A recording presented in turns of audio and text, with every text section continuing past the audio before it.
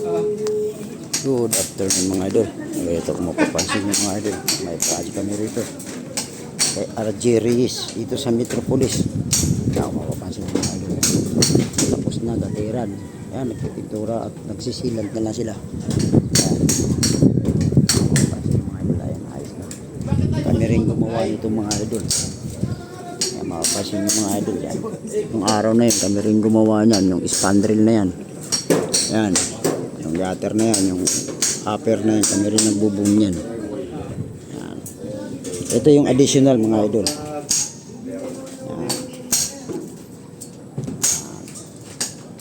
Additional yan mga idol. Good afternoon sa inyo. Ayan. Yan yung project mga idol. Ayan. Ayan yung stainless mga idol. Siyempre na may bayad yun eh. Ayan yung stainless. Yan yung inside gutter, kombinasyon ng outside. Ayan mga idol. Ayan. Ganda. Tapos kami gumawa niyan mga idol. Yung area na yan, sa taas na yan. Ang ganda oh. Ganda ng bahay. Nangyari ni Sir RJ Reyes. Ano? Just dyan Max Lapas ang gumawa niya ng araw na yun.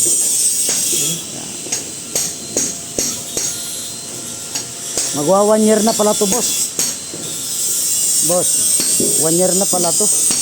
Kasi kasabay to sa Pangasinan. Ano?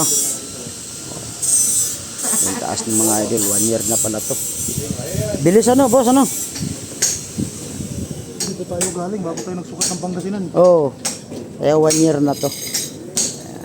Ang ganda oh. O, pansin yung mga idol. Ito yung extension mga idol. Nantay lang namin yung yero. Pipick upin pa sang truck ng opisina ng Perez Cross Roofing Enterprises. Ginatira namin to mga idol. Para pagdating ng yero, latag kami ng latag. Ano, sisilant na si Michael. Yan. Kung mapansin yung mga idol, ang gamit namin sealant, bronze. Clear. Ayun, patakita natin pare, Prosil, ayan Prosil, silicone sealant. Yan. Clear. Yan yung sealant mga idol. Ganda oh. Ganda ng bahay. Yan. Boss John Mark.